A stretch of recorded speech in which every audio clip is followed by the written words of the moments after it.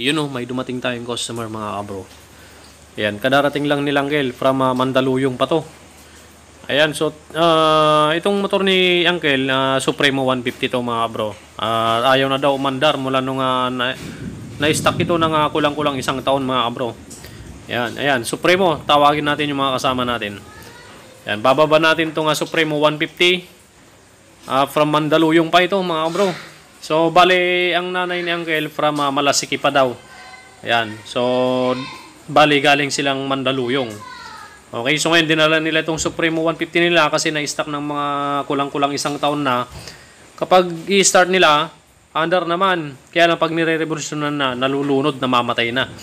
At maingay daw itong makina niya, sabi ni Uncle, maingay daw itong makina. Pero bago natin baklasin yung makina, dapat pandarin muna natin itong motor. Try muna natin linisin yung karburador para mapaandar natin itong makina. Para mapakinggan natin yung andar ng makina kung anong sitwasyon nito mga kabro. Okay? Hindi natin basta-basta ibababa kaagad yung makina, babaklasin kaagad natin. So ang gagawin natin dito, linisan natin yung karburador.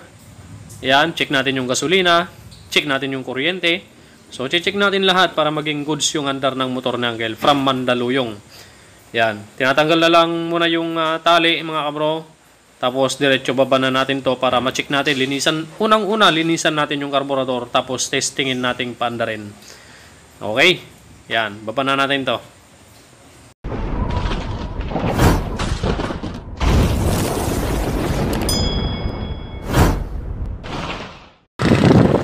Okay mga kabro, good morning. So nandito tayo sa highway at ituturo ko lang sa inyo yung bagong location ng shop natin. So nandito tayo sa tapat ng Wilcon Depot. Yan, tapos ang katapat ng Wilcon ay St. Peter Chapel. Yan, St. Peter Chapels. So ito road to Baguio, papuntang Baguio. At ito naman papuntang Manila. Ito papuntang Baguio. Okay, so yung location natin, Wilcon Depot, may kanto dyan, papasok, pakaliwa. You know, ang bilis ng sniper. May kanto dyan pakaliwa, tabi lang ng entrance ng Wilcon, may kanto dyan, papasok.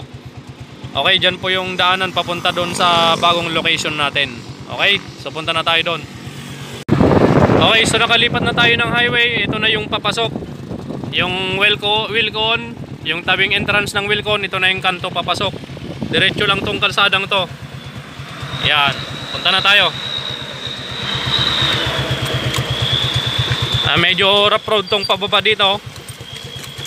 Yan.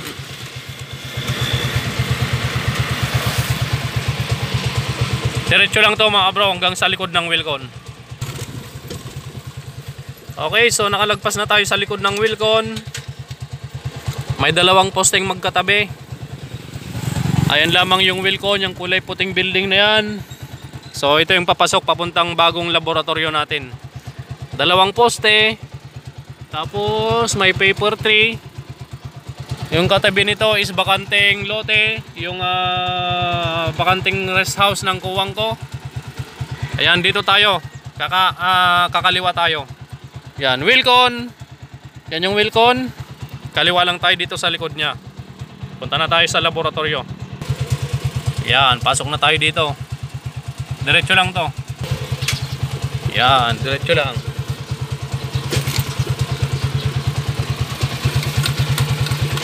Iyon oh, may naghihintay na tayong customer mga kabro.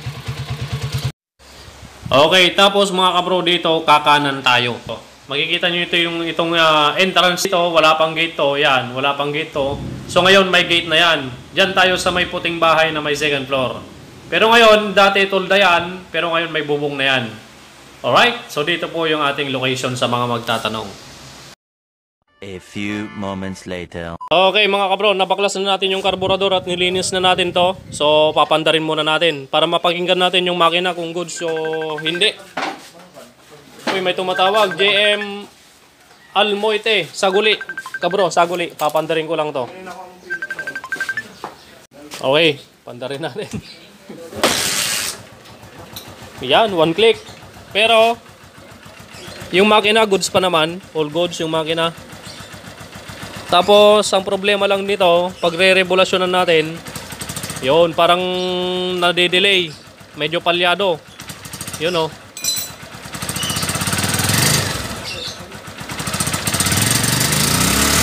Yun, palyado mga kabro.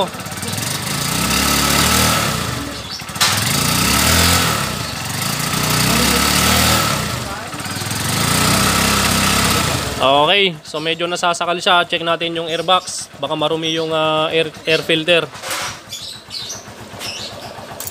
Ayan. Tanggalin natin ulit yung tangke, Deb. Check natin yung airbox. Alright, so nalinisan na natin yung air filter mga kabro. Goods, yung air filter. Carburetor, goods na rin.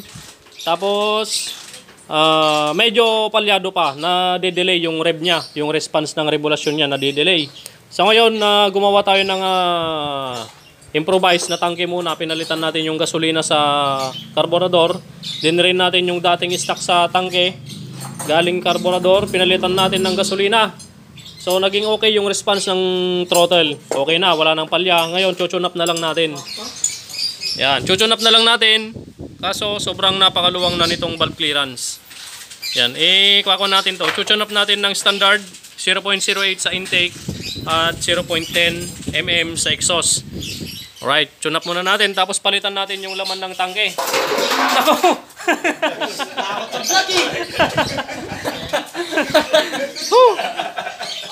Matras ka kasi ka bro. Si ka bro. Na-stress siya dun sa sinapit ng piston niya. Patingin nga yung piston mo ka bro. Ayan.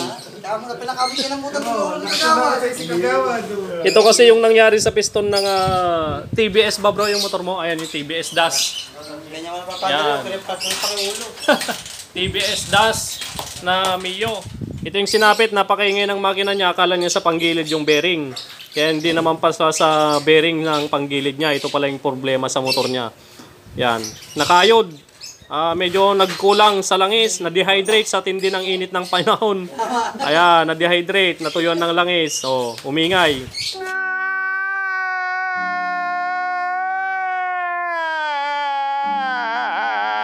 Kaya pinaribor na nila. Yun o. Nakabaklas. Okay, tune up ko muna tong motor nila, Uncle. Uncle, tigasan po kayo? Oh, Mandaluyong. Oh, okay. So, Mandaluyong pa po ito, mga kabro. So, tayo daw yung mauunang nagbaklas-baklas dito sa motor nila. 4 na oras lang, Uncle. Oh, 4 na oras lang daw. Alas 4 ng madaling araw nung nagbiyahe sila. Okay. Ayan, so tune up ko muna to 0.8 tsaka 10 mm sa exhaust. Update na lang mamaya. 1 eternity later. Opo, pwede na rin po yung mga replacement. Opo, pwede na po. Alright, niroad test na po ni Uncle yung Supremo 150. Ayos na? Bago na. Wala na, hindi. Naninibago na mag-drive si Uncle ha. Pagbabagin mo to, kaya ano. Opo. Oh, namamatayan. Oh. Opo, mas maganda yung tangke ng mga sinaunang Supremo kaysa yung mga bagong model ngayon. Opo. Ayan mga kabro, goods na goods pa yung makina nito. Sabi ni Uncle, maingay. Pero ang ginawa natin dito muna, pinandar muna natin. Nilinis natin yung carbs. Nagpalit tayo ng gasolina dahil ilang buwan pong na-stock. Ay, kulang-kulang 1 taon pa lang na-stock to. Pati yung gasolina ng Uncle. O, kaya yung gasolina, kanina medyo nadidelay yung regulasyon natin, nalulunod. Kaya tinestingan muna natin ng ibang gasolina. Kaya yung gasolina, panis na rin, matabang na. Hindi na ganun katapang. Yan, kaya din rin natin yung laman ng tangke. Napakarami, nasa 8 liters pa yata. Opo. Pero ngayon okay na.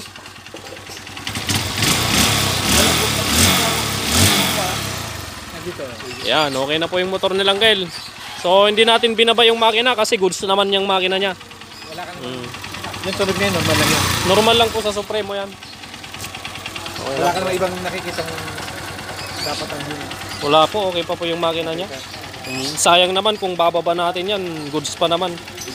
When it's not broken, don't fix it. Diba, Kale? Ayan po si Uncle, oh. Broken, don't fix it. Oh. At si Uncle. Yan. From Mandaluyong. Yan, napakalayo mga kabro. Okay na tong motor nila ulit. Nagpalit din pala tayo ng sprocket sa likod. Yan. Mas kasi yung sprocket niya napakalaki, 51, yung standard pa lang niya. At syempre si Kagawad. Yan. Ito hindi natin pwedeng palitan to, Uncle. Standard pa rin to.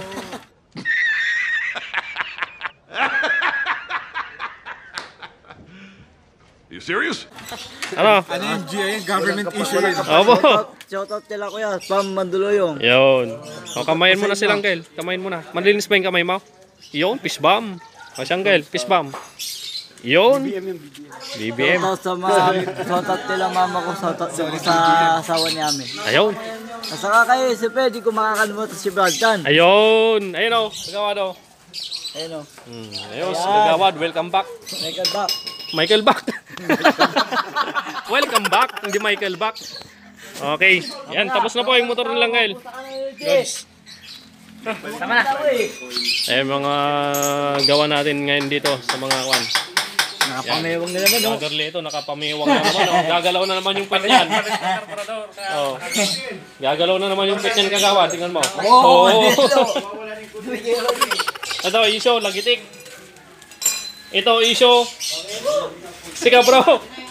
Ito yun ng langis. Eh, pisto, no? Pambira, kawawa. Yan. Isasakay na po natin dun sa L300 ng Uncle yung motor niya, Supremo 150. Yeah. Mga kabro, isakay na po namin yung Supremo nila, Uncle, oh.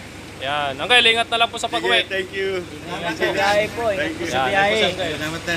Salamat po. Salamat. Kagawad. Oh, Kagawad. Susulat ka, ha? Salamat ulit. Oh, sulat po kayo. Oo. Yung contact number po nasa Oo, sticker. sige. Para pagdala, isa naman. Opo. Sa ITMX. Sige po, Uncle. Sige. Sige po, salamat po. Salamat. Ingat po. Okay po. Kagawad, tupi-tupi. Miss ko si Kagawad eh. So, magpaalam ka na. Abay po, mga katibrada na, tandaan ko, lagi po ako nandito nasa tabi lang po ako ni Boss Dan, di po ako sa tabi niya. Ang pagbabalik. Ang pagbabalik ni Pogi. Kagawad, tupi-tupi. Oo. Ayan. See you again next video mga kabro. Maraming salamat. Yan, Bye-bye. shoutout po kay Kuya. Hello. Yan. Na bro, ako na lang po mamaya. Ha? Batik na po yan. Ano, ramidon takta Kuya? Patsun na plao. Ay, sige. Langis. May tayo langis na.